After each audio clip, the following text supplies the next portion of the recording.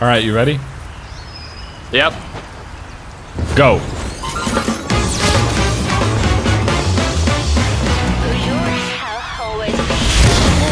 Let's go! No fucking way! What you just watched was a clip of me playing as a cat, flying on a magic carpet after my teammate attached 2 bombs to me, instantly killing someone on the enemy team. This is Deadlock, Valve's newest game that I want to talk about. Now, don't get me wrong, since the game has been getting more and more popular over the last year or so, there's been a lot of videos about Deadlock. However, what if I told you that I've spent the last 4 months and over 1,000 plus hours making it conclusive, all in one video that will talk about everything this game has to offer, ranging from gameplay to story, music, devs, community... I say it in English. everything. And also featuring a surprise guest for one of these segments. Well, you know, if you're a child and you get ripped from your home, yeah, you know. No, I imagine that wouldn't be too good for you. So whether you're someone who's only heard of the game before, or a Deadlock veteran who's been playing this game since its initial conception, please join me on an adventure of what I truly believe will be Valve's biggest project yet.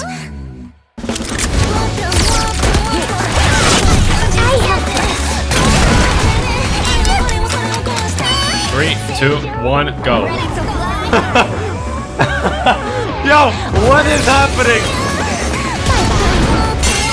The city could use some new blood.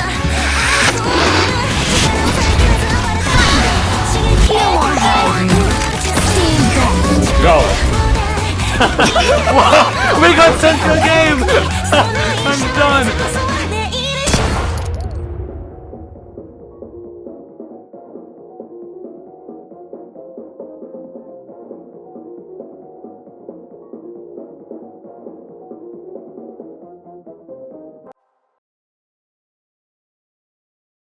Firstly, let me address the blue elephant in the room. MOBA games are hard. Absurdly hard.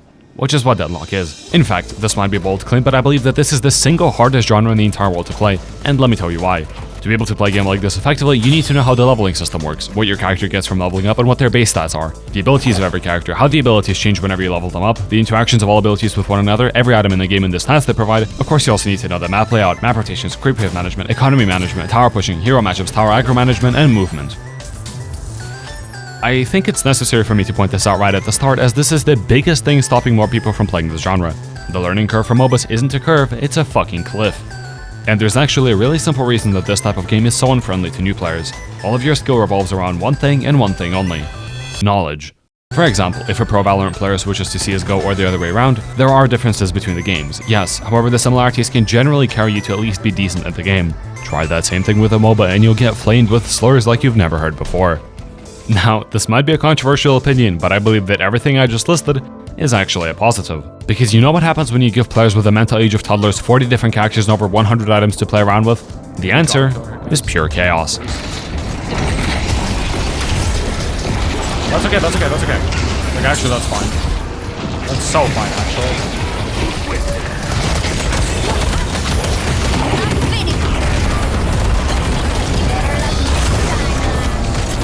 Nope. Counter here. If you've never played Deadlock before, what you just watched might seem like an ungodly cacophony of random colors and noises.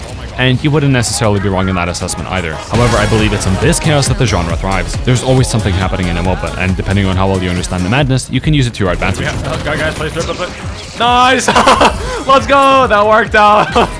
Tell me, how many games do you know where you can pick up a teammate, fly halfway across the map and kidnap the enemy backliner? These games are great because there is truly no limit to the variety in them that comes from the inherent complexity. You could play the same character 1,000 times and yet no 2 games will ever be the same. But in order to get to this point... Let's go! Oh, yeah! Let's go! Oh, yeah! Oh, we made the haze advantage! We made the haze advantage! We need a Let's go! First, we need to answer the question of, how does Deadlock work? There will be no escape. The city is about to turn into a battleground. Stay safe, protect your allies, and complete the ritual. What the fuck are they doing? Summon the Archmother, and your dreams will be fulfilled. The city is your canvas to paint the ritual.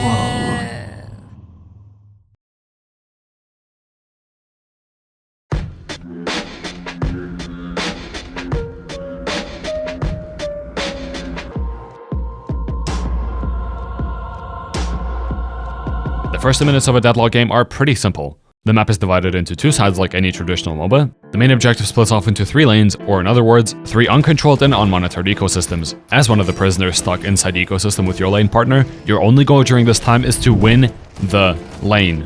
But that's also pretty vague, so what does that mean? The truthful answer is that winning lane can be just about anything. For some people, it might be destroying the enemy guardian and trying to secure all the money from each minion. For others, it might be farming kills. As for myself, however, my only goal in lanes is to inflict psychological damage on whoever happens to be the unfortunate victim in the way of me playing the game. And whether they're allies or enemies, I care not. I'll deal with Have fun. You can do that? For example, if in one of your previous games you had selected a target purely because your freakazoid instincts could tell that they were getting mad, and then you proceeded to hunt him down like a drifter player when they see unattended children in a cycle that can only be described as endless torture, then had him as a teammate on your next game, it would be entirely unethical to point and laugh at said victim. Like we did Krill and fucking Ivy flying and then just stealing people. Yes, that's I'm sorry, man. I'm so sorry. Alright, we'll lock in this time. We'll do it to them now. After the 2-minute mark of a game is when the world of Deadlock really comes alive. Literally. Tier 1 jungle camp spawn, boxes spawn in, and as do the golden statues that hold an almost uncanny resemblance to the ancient Mesopotamian fertility idol. Anyways, while the laning stage of Deadlock is pretty complex with tons of variation, the simple rundown is this. Wait for minions to show up, kill them, shoot the souls that come out, get money, buy different items at the shop, try to kill your enemies, and try to push the enemy guardian. While the core gameplay loop is the same for many MOBAs, I truly believe that the laning part of Deadlock is the most active and interactive early game you will find in this genre. The way you play revolves around how the enemies are playing. Depending on matchups, some lanes are borderline unlosable, while others are unwinnable regardless of how hard you try. Even such a small part of the game that usually only lasts about 10 minutes takes hundreds of hours to master. We're laning against low main. Low main is the best laner in the game, chat. You taking a swing at me?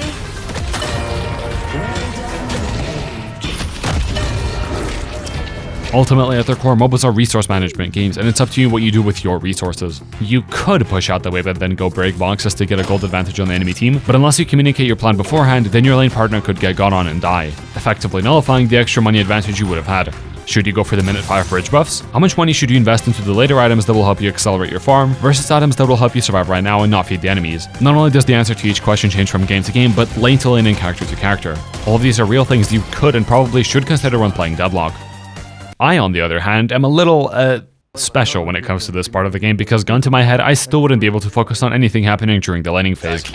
She's also married to like some eldritch god, which... Eldritch god. Bro is like ancient. She's married to the Oath Keeper, whoever the fuck that is. You reckon he has a BBL? I meant a BBC. Bro. And as was the case for New York in real life, the towers must fall eventually in Deadlock too.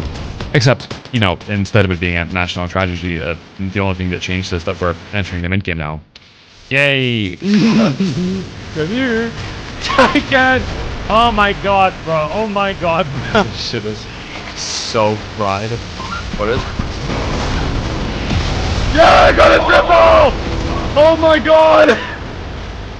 Quite frankly, the mid-game in Deadlock is some of the most fun I've had in gaming. What? Your boat starts to come online, people split off, there's multiple team fights on all sides of the map, and there isn't a single second where you're not doing anything. This is the Urn. It's one of the most important objectives in the game, as it can single-handedly turn an outward fleet one way or another, so you really want to make sure you don't give it for free to the enemies. The way you complete this objective is by picking it up and delivering it to a designated location to get a big boost in money for your whole team. The issue, however, comes from the fact that not only are you disarmed while carrying it, you also move slower, are visible to everyone on the map, can't use any abilities, and even taking one melee attack makes you drop it on the ground. So, how do you deal with such a high-risk, high-reward mechanic? Cubes up for heat rolling.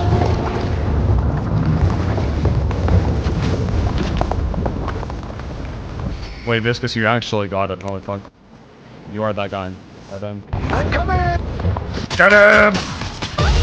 That is fucking ridiculous. Holy shit. I mean this genuinely. The movement in this game is only comparable to something like Warframe, yet it's just as fun. The system allows for an insane amount of skill expression when it comes to traversing the map, so how much you can get done in a game heavily depends on how well you can master the art of movement. Each character has dashes, some have less, some have more. Some have slower dashes, some have faster dashes. But besides that, movement is the same for every character in this game. That means regardless of who you're playing, there is no excuse for you to just be walking around. Even doing something like a dash, followed up by a slide, is already way better than just walking. Of course, there's stuff like wall bouncing, mantle gliding, double jumps, and more, yet it's when you combine all these things together with an understanding of the map layout that you can really make use of your unemployed status. Trust me, there's a lot when it comes to the movement in Deadlock, but I don't want to info dump too much right now, so I'll talk about some of the more interesting character interactions later on. You know, besides this one. The post-landing stage of Deadlock is when the game really picks up in my opinion. This part of the game is also, strangely enough, the funniest. Fights aren't serious enough to be a matter of winning or losing the game yet, and it's the first time you get into real contact with the enemies after being quarantined in your own lane for the first 10 minutes of the game. That is Gen Z, which I believe in 20 years nobody's gonna be talking to each other. They're gonna be Once again, I straight up cannot fucking tell if you're trolling that. You Bring actually back the 1940s. How old are you, by the way? Just a quick question. Older than everybody here. Okay, that's not a good thing, but and how old are you? Why is that not a good thing? What, am I not allowed to play video games? I got a kill. Yeah, they're pushing. The old man got a kill!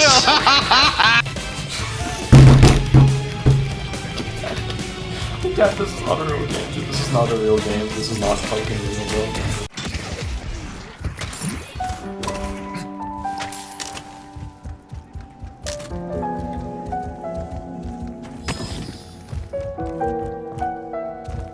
The fuck? Who is he? I have no fucking idea. I think he's losing it. I hit my monitor with my fucking head because It's honestly astounding how many clips I have from this time period, but I think that only goes to prove my point further. Yes, late game teamfights can be exciting, but as shown earlier, they're just a tad, they're a little, overstimulating, so to put it. I don't even need to add any visual effects, the game is just doing my job for me.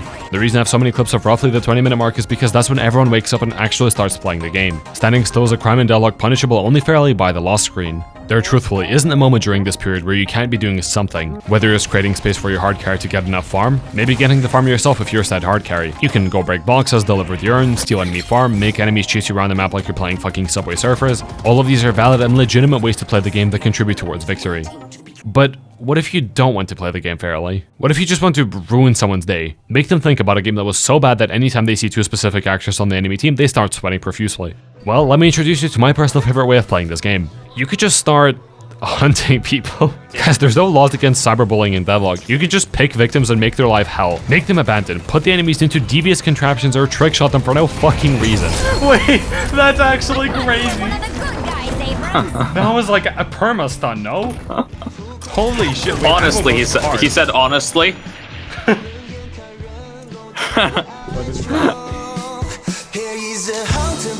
That's borderline cancerous. The amount of fun you have in this game is directly correlated with how little fun the enemies are having and how much they're begging for you to engage. Okay, I'm watching. Don't trick shot him, I'm trying to blow him up. I don't care. Actually, you can do it. What? Okay. That was fucking fire.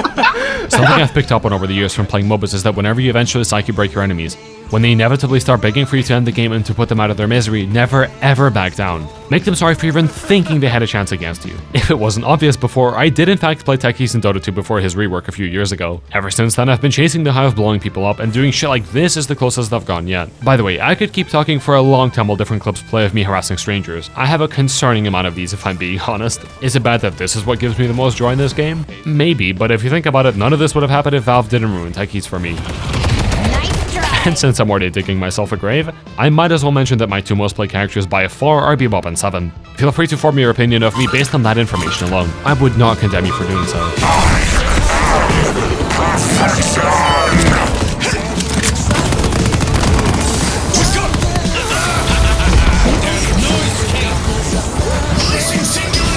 That's a big ulti right there.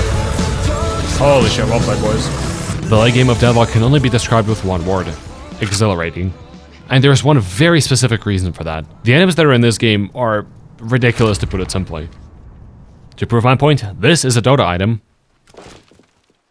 And this is a Deadlock item.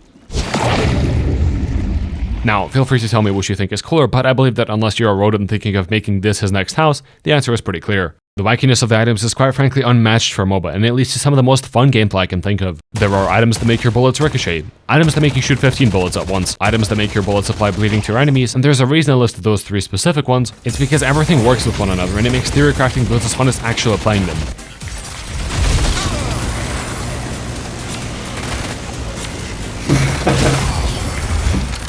Dude, this shit looks like a fucking firework display. An issue for a lot of MOBAs is that items are super fucking boring stat increases that go plus number go big. Me like when small number go big with no other changes cause I'm a fucking idiot and I don't know how to come up with anything interesting without being gagged by the game's limitations. Deadlock is super refreshing in that sense, where even boring stat increases actually feel fun. Paige, for example, is a character with the slowest projectile speed in the entire game. But an 800 gold item that you can buy within the first 2 minutes of the game completely fixes that problem. Now, do you want to spend your money on that, or would you rather save up another 800 gold for a barrier which can help your teammates in lane? You have to make actual decisions and have reasons for building items a certain way besides them being just the best. Seven is one of my favorite characters in this game for this exact reason. You know, besides me being a terrorist, all of his abilities can theoretically be built around it. Now, what do you want to do so for? That's up to you. Do you want to max his first ability and make the balls he throws have a 15 million meter radius that also slow enemies while reducing their magic resistance with each tick? Sure, that sounds good. But do you want to play this build as a backliner or as a frontline tank? Well, that's up to you. His second ability is an AoE stun. If you max it, the radius becomes comedically big as is.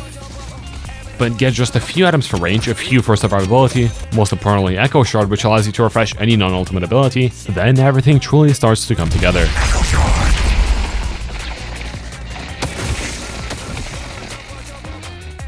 However, my personal favorite build for him revolves around his ultimate ability. 7 flies into the sky and any enemy he has vision of takes damage repeatedly until the ulti ends. Now, how can we make it better? Get some range increases, lightning scroll which makes any enemy struck by ulti get stunned and slowed, get unstoppable which prevents all effects that would usually interrupt your ultimate,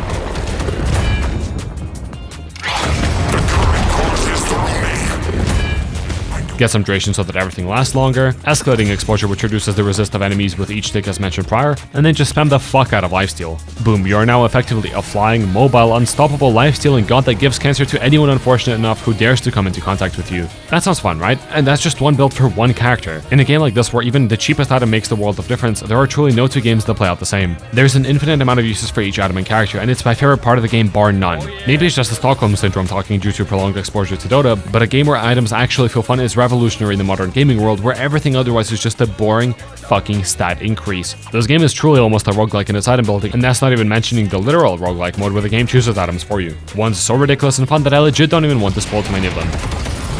What the fuck is that? That's a buff D-shift. What is that? That's a buff D-shift. That's a buff D-shift. Seriously, the item building alone, for those of you who enjoy thinking even a little, should be a good enough reason to install the game. Right, I don't understand, like, who goes to the build browser, looks up, let me look at the top builds. Me and my candle, oh, top weekly. Surely this must be a good build, right? Yeah. Like, what are you running?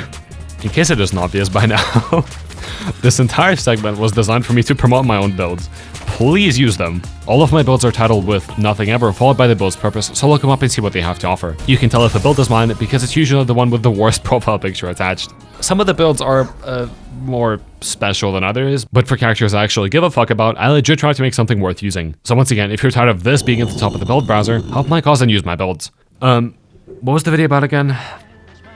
Oh right, Deadlock. I suppose I should probably talk about like the actual late game now. I'll take all of you. Judgment Blade. Die, monster!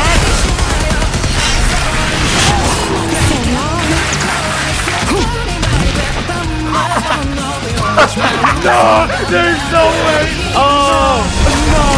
Here comes Flash! Enjoy your stay. Rex for Granny! Game's over. Oh, please. Etching sigil. Itani no San!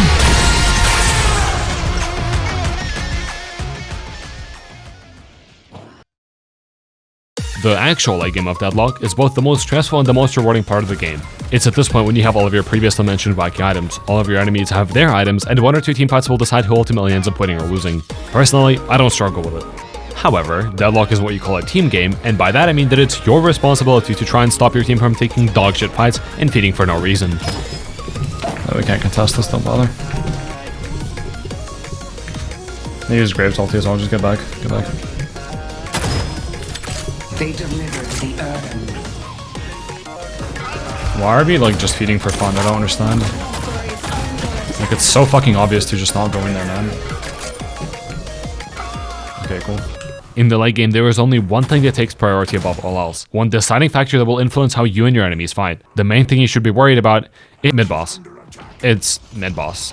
Literally nothing else matters. Mid-boss is the single most important objective in the entire game. The reason I say it's the most important objective by far is because upon killing it, 3 rejuvenators descend. Upon breaking these, you give your whole team 3 instant respawns, which you can imagine is pretty useful when timers can go as high as 80 seconds at this point in the game. Even though a minute 28 haste can do mid-boss all on her own if the game is a stomp, most endgame fights happen either because of rejuve or for rejuve. That's how important it is. And since it's of such importance, in most scenarios on an even playing field, the enemy team will try to stop you. What's great about doing so is that your ability to contest is entirely decided for you before you even get into the match. Since the game doesn't have a drafting system yet as of writing this, it is entirely random whether you will get a Lash, Dynamo, Viper, or Rem who can press one button and guarantee at least 1 or 2 respawns, or you might get unlucky, in which case you might be the one having to fight into a literal black hole. Overall, mid-boss fights are some of my favorite, especially since, as aforementioned, I'm a freakazoid and I indulge in playing 7, whose ulti works relatively well in a small enclosed arena.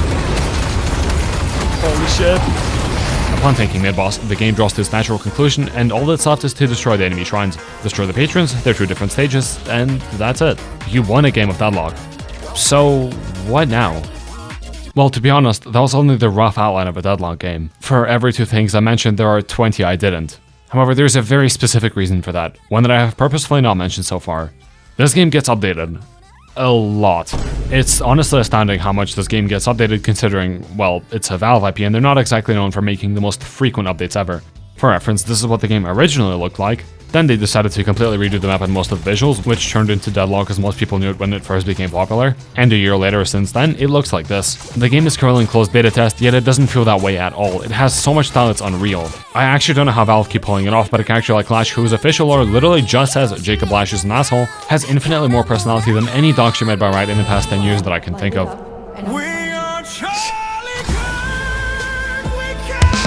Your heart beats faster as you find yourself in new territory, slowly but surely realizing that here you are no predator, merely vermin scuttling down the hall.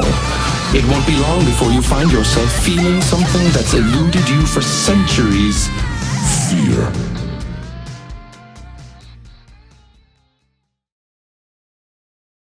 Before we get into the next section, I want to mention something.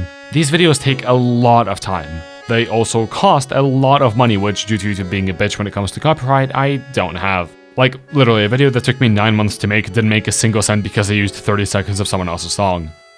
Awesome. My goal is to always keep making better and better videos each time. There's so much more I want to do, like hiring actual 3D artists, voice actors, animators, yet unfortunately when I keep getting royally fucked in one way or another, that's borderline impossible to do. Some montages take over 50 plus renders to check for copyright alone. That's not even a joke, by the way. So if you want to support me and help me make better videos for you all, the best way to do so is through the membership system. Of course, there's tons of benefits to becoming a member as well. I'd feel bad otherwise. One of these, for example, is getting access to a completely separate version of these videos, with better sound design, new montages, and other stuff that is excluded from the public release. On top of that, you get the final thoughts for each project, detailing the process of making videos like this, your name featured in the credits of all new videos, members-only posts, and much, much more. I really don't want to take up more of your time, but if you're interested in helping me make better videos, please look at the memberships page for more info. But with all of that out of the way, let's get back to the video.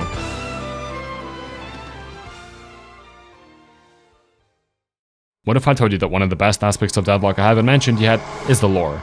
Now, talking about lore in a closed beta test seems silly, right? It can't be that good when half the character models are literally gray bricks. Yet I truly mean that a solid 50% of the reason I love this game so much is due to the style and lore. In case you didn't know, the current Deadlock universe is set in roughly 1950s New York. Supernatural phenomena did exist prior, however roughly in the 1800s a so-called maelstrom occurred, which caused the supernatural to be more present than ever. Now roughly 100 years later, another maelstrom was occurring during a solar eclipse, with 2 godlike enemies competing with one another, manipulating the playable cast to do their bidding for the gods who need to be summoned in return for any wish that people desire. I'm sorry, is that not cool as fuck? Every character has such unique lore, there's so many interesting interactions between the different members of the cast, and it's so cool. Personally, Mina has one of my favorites. Originally coming from the standard spoiled rich upper class family, she was in an arranged marriage with someone named Aaron Fairfax, who was supposed to inherit family wealth that they would then share together, but who unfortunately in the 18th birthday ended up getting assassinated. So Mina's parents decided the only reasonable way to make up for the loss of her marriage is by turning her into an immortal vampire. Except turns out that in terms of vampire street cred she has basically nothing, and is not competing in the ritual to prove her worth. Sounds pretty fun as is, but you wanna know where it gets really cool? Aaron Fairfax is actually Pocket. Pocket's assassin is Calico, and Dynamo is Aaron's godfather. Every character relates to something or someone in one way or another. And while on paper it might sound like the lore ends up being fucking Reddit the game, since the devs over at Valve are goated, that's not an issue. The style and lore of this game is genuinely like no other. Character designs are simple yet super memorable even if they have unfinished models. Everyone has their reasons for competing in the ritual, and all of the reasons feel real. For some, it might be avenging their family. For others, it might be finding out the reason they were made. And while on the completely different side of the spectrum, yet competing nonetheless, is Drifter, who is just a fucking creep participating purely for fun. And somehow he's not alone on that. We also have the Doorman, who is literally a fledgling god on the same tier as the two patrons. It's so cool, and you can tell a shit ton of lore about the character based just on how they look. For example, he, or it, decided to join the service industry in New York just for fun and to fuck around with people because he got bored of torturing others for hundreds of years. The weird and inhumane parts are so obvious in the design, you can clearly tell that something is off. Yet, without looking too much into it, you'd probably gloss over some of the finer details. During his reload animation, he checks his nails despite wearing gloves. When interacting with people, he doesn't refer to himself by his own name, instead saying that it's easier for him to continue playing his role when referred to by his job position. So, what's your name? I am the Doorman. Well, I know that's your job, but what's your name? The Doorman. Well, that's not your name. It's not, but for my purposes in New York, it helps me stay grounded that I am here to serve and not to rule. What if I called you Brian? No.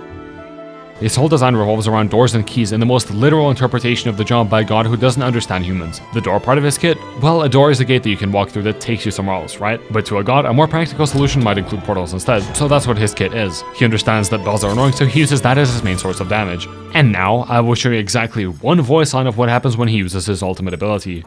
Reality twists and bends around you. How can this be? Has the Baroness turned on its loyal servant? Or has a fledgling god lost his mind in the face of the patrons? And that's without even mentioning the incredible music this game has, which I'm unfortunately too dumb to explain on my own. If only I knew someone who spent years doing opera and could explain exactly what makes this music so great. Oh, wait a second. Hello. Hey man, how are you? I'm doing great, dude. So, I suppose I should ask you, what do you know in general about, the lore of Deadlock or Deadlock in general?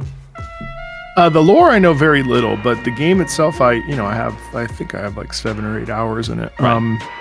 So I mean, I know that the aesthetic of the music very much matches this sort of almost high fantasy noir approach that it looks like they're going for with it.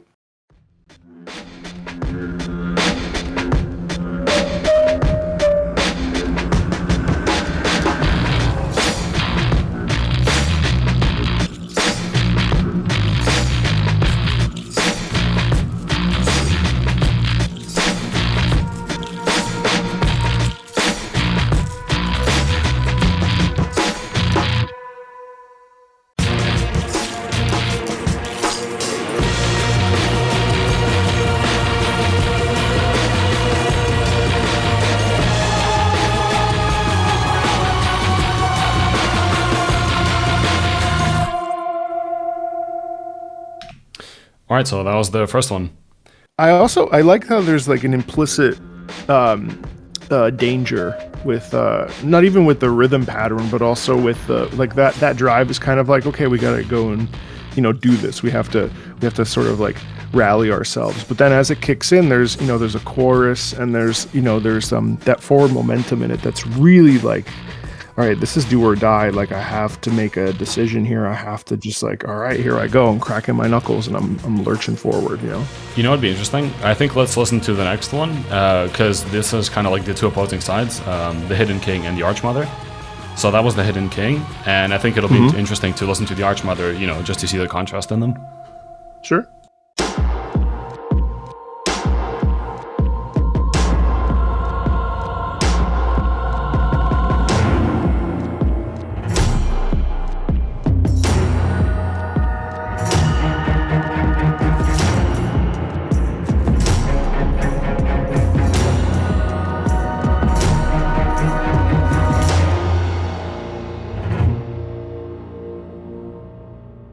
What I like is how different they are. They have a lot of similar stuff in them, but the tempo and like the rate at which, I guess, you know, you hear these big hits is very different. There's also a lot more danger in the Queen portion of this, a lot more distress, and it actually it teeters on that like horror element. Yeah, exactly. Yeah, it's definitely more like a holy crap feeling rather than a. I think that's also from the like how sporadic it is almost, because in the one for the Hidden King, you could like there was a big strong build up and it kind of just kept going and going, you know. Whereas for this one, it's sort of this like consistent tempo with these big hits every once in a while, with like no real rhythm to them, I guess. Yeah, it feels a lot more amorphous, I would say. A lot more. We're not knowing what direction we're. Well, and you can even see in the visual, she's looking everywhere, kind of scanning the floor for the enemies and stuff, or for the players. You know, that was from the newest update for the game. For this one, I think this one will be very interesting. So this is a specific actor's hideout REM. So, you know, thing from the World of Dreams, basically. Yeah. So, all right, this will be pretty interesting.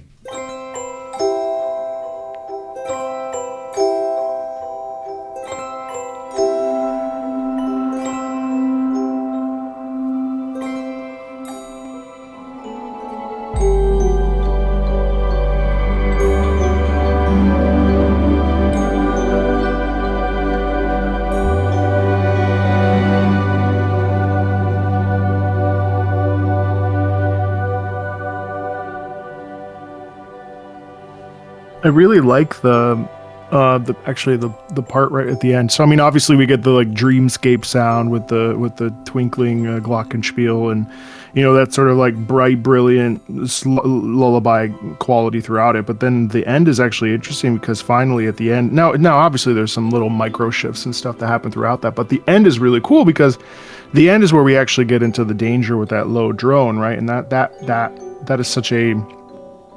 After like 2 minutes of just like very still, sleepy dreamies, all of a sudden we're like, oh, by the way, this is actually a horrible situation, or you know, there's a twisted quality to it with that low drone that really works.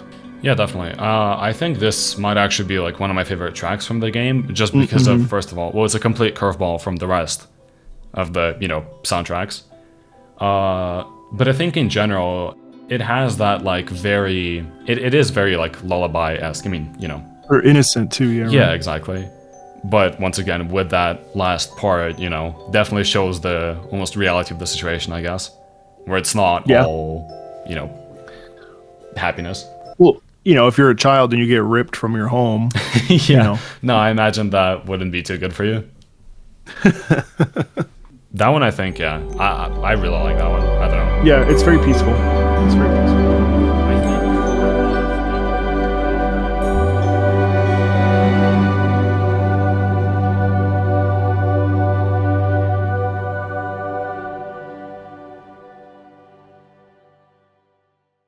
Once again, a huge thanks to Marco for agreeing to come on and discuss some of the tracks from this game. If you're interested in seeing how a pro singer reacts to tons more famous video game OSTs like Undertale, Ultrakill, Warframe, Genshin, Terraria, Elden Ring, and a few more, then make sure to sub to his channel, link in the description below. Don't let the closed beta test status of the game fool you. This game has more lore than you can imagine, and it's a big part of the reason I keep coming back. It's so stylized, so cool, so unique, original, and creative that I literally just can't find words to describe it. The dev team for this game is so insanely skilled, which shouldn't be a surprise when you find out that Yoshi, the lead developer of the game, is Ice Frog. You know, the guy who made the original Defense of the Ancients? That Ice Frog?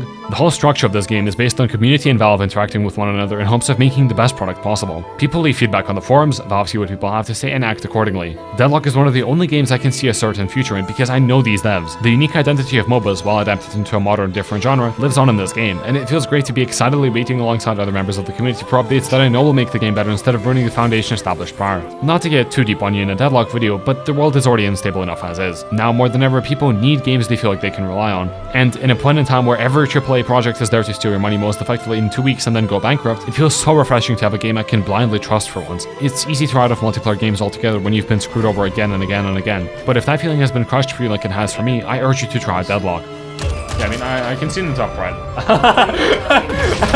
He likes the build, I think. You like the build? Did he die to it? No, you No, but he did fucking got hit and left really fucking Big hard. factors to the community of this game feeling like, well, the community is due to the fact that the game is in a closed beta test. In Dota, I can't count the amount of just pure brain-dead teammates I've had who make it their life purpose to lobotomize themselves before queuing and then make it everyone else's problem. Oh no, our sniper's gonna die. Wait, oh, dude, you might actually win here. Wait, let's look at this. How did they have 56 goes away? That's weird. Oh. Okay. But back to Deadlock. The people in this game are exactly that. People. Normal functioning humans who know how to joke around and have fun. Something I've never seen in a MOBA before, especially since I'm unfortunate enough to play EU servers. Okay, one fucking low HP motherfucker. You fucking steal my kill with fucking I need fucking stacks and your mom in my fucking table, piece of shit. What? Okay, you need my mom in your table? Yeah, in your table. In my table? In my fucking table. Oh, your table. Okay, got it. I say Yeah, this is something else, man. You understand only fucking speak English. You say Нет, я вообще-то умею на русском говорить, дебил. understand only fucking English. Give my teeth. Yo, don't look at Rape's money. Do not look at her salt. 6, 7. About to respawn. They're about to respawn. Guys, they're respawning. We are Charlie Kirk! People make actual memes that aren't from fucking 2015. When there's network issues, people in the Deadlock server spam stupid fucking gifs that I really enjoy. Waiting for updates, you already know, more gifs are being deployed. It feels like an actual up-to-date community, which is very rare not only for a Valve game, but the general mobile communities altogether. Of course, there are a few specimens, so to say, but I suppose that comes with your game having a player base younger than 40. Oh my god, finally! Let's go! This is big. This is so big for us. Nah, this is big massive. for us. Yeah, this is El Giganto for us. What the fuck? Yo, well, how is she supposed to move around with that, man? Oh my god. There's a better version. Oh my god. Holy shit, look at this. Is it that much of a banger? Oh, Hold up, send it. I'm so mad. I'm so mad. The umbrella is fucking breaking in the second screenshot, dude. It can't hold her up. Dude, it's the same guy that made this. Oh my fucking god. Nice, let's go. That's big. Oh my god. Oh my god. No way. Oh my god. No, that's insane. It takes more than that to kill me. My arrow will strike true. No! Let's fucking go! Wait, hold up, generational hook incoming. If you hit that, man. No way!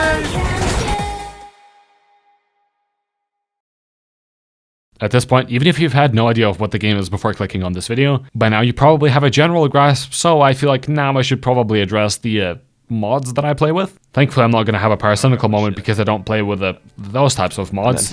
Oh, fuck. Even though they do exist. But in general, mods are completely allowed as of right now. The community decided to take that permission, run 500,000 miles with it, and I couldn't be happier. No, take my trust sturdy and okay. Yep. I just fought Miyabi as Vivian and then picked up the Lombo Soul container. Average day in Deadlock. The mods in this game somehow perfectly managed to cater to my interests in ways I didn't know possible. But that can only be achieved because, once again, the community is super fucking cool.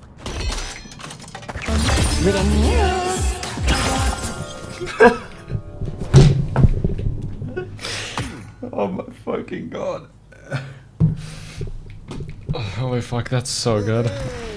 Ever fallen asleep while watching solo leveling? There's tons of insanely creative and talented artists, mod designers, 3D artists. In terms of content creators, we also have tons of interesting people. Dead Air covering everything new about the game in a cool news-like style. Zergy playing with a fucking track blood mass in the year 2026, Jesus Christ. Ado, Deathy, the name that I can't pronounce, Piggy, Leaf, and more that I can't think of right now are awesome people in this space. However, I think most important of all, it's imperative to this video's quality that I mention the GOAT himself, the best, kindest, most humble streamer of them all. Match. Honestly, there's a ton of things that make this game so great. For once, there's barely any cheaters in the Valve game. The visual code of this game is almost non-existent. Even in super messy teamfights, it's pretty easy to tell who is using what items and abilities, and so much more. All of these things are wonderful, and they make Deadlock a much better experience. However, there is one thing in particular that has made me stick around with Deadlock more than anything else. I've mentioned it a few times throughout the video, but I never felt like it was the right time to talk about this topic because it's that important for this game. That topic being creativity. Now, let me explain. In a classic hero shooter, what is the highest form of creative skill expression? Is it perhaps playing a character in an unorthodox way such as Grim with Sage Walls in Valorant? Maybe by doing something in Overwatch? Listen, I'm not that much of a fucking version, right? I've never played Overwatch before. I feel like I should just never be allowed to lose a game. I feel like as soon as I load into a game and I pick Zarya, the game should just fucking transition to the victory screen. Okay.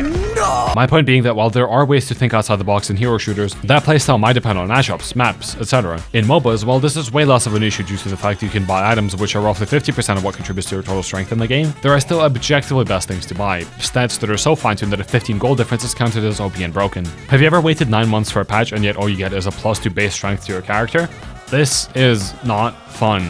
At least to me it isn't. I've already mentioned items prior to this on a surface level, but this goes beyond that. Beyond one character ability or build, and beyond anything I've said thus far. I think it's super fucking lame that in a game with hypothetically infinite combinations where you can do anything, like stacking rapiers which give a ridiculous damage bonus to one-shot the whole enemy team across the map, gets you fucking reported and put into low behavior score lobbies because people strictly follow meta builds even in unranked lobbies. Alright, you ready? Let me ulti like seconds before, by the way. Alright, ready? Alright, go. I'll tell you when to go.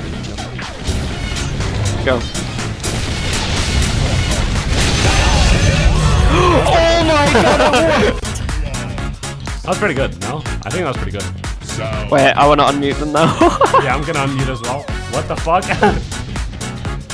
Unfortunately, even in Deadlock, the higher in rank you go, the more creativity is killed. Genuinely, my advice is to not try go higher than a certain rank because you will go fucking insane. Currently, the game is in a tricky spot. Ranked and unranked aren't separate yet, so even in Oracle/Phantom lobbies, which is where I play, which should by all means be considered a pretty high rank, there are people who have basically never played the game before, people who are bad but trying to improve competitively, casual players, players learning new characters, smurfs who don't want to try hard on their main account, and it sucks. There will be days where you want to sit back after a long day and play some casual Ren, but there will also be days where you want to try hard on 7. Yet both of these hypothetical games count the same for losses/wins. To put it simply, Deadlock is not at that point in its lifespan yet where rank truly matters, nor should it matter 51 yet. U.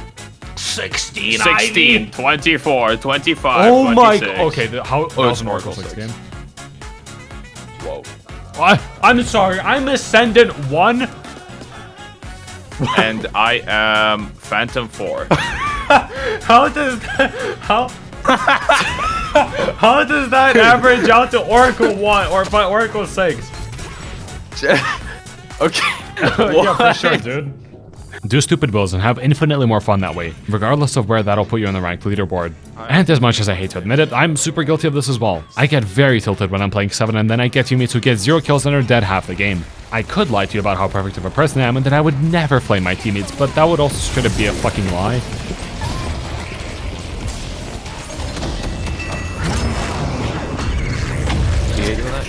I hate all of you. I sincerely hope I never have the misfortune of playing with you ever again. Please, all of you, uninstall this fucking game. Pocket, especially you. You are such a dogshit player. I genuinely cannot find the fucking words to express myself for this. You are actually one of the worst players I've ever played with. But, like, making your account and get put into initial lobbies because that's where you deserve to be. Straight up. I mean this genuinely. Unless you're a streamer or severely unemployed, don't take this game seriously. Creativity does not exist in high ranks. Numbers do. At which point, why even bother? But that's just the competitive side of Deadlock, right? What if you truly don't care about rank and want to just mess around? What if there was a mode where rank literally doesn't exist? That'd be cool, right? Well, luckily Street Brawl exists. In this mode, instead of worrying about the usual stuff like economy, buffs, creep waves management, you just pick a character and fight. The game gives you randomized items, with some versions being comedically fucking broken outright, changing your entire playstyle for the match based entirely on luck alone. It's a best of 5 to see which side can destroy the enemy towers first and win. To put it simply, a super casual mode that's outright not meant to be taken seriously. However, after playing one game, I realized the big issue. You could just pick Bebop 7 and win. Am I crazy? This sucks, right? So fun, bro. That's so cool, man. That's so fun. Wow, I love this mode, it's so cool and fun. Optimizing the fucking fun out of a game minute 0, that's so cool. This game has so many unique items, so much variety, so many possibilities. The sky truly is the limit. They even added a mode where rank doesn't exist if you don't always feel like trying your hardest to win. You can pick Krill and Ivan, fly together to hunt people. You can play Calico and Bebop and also hunt people.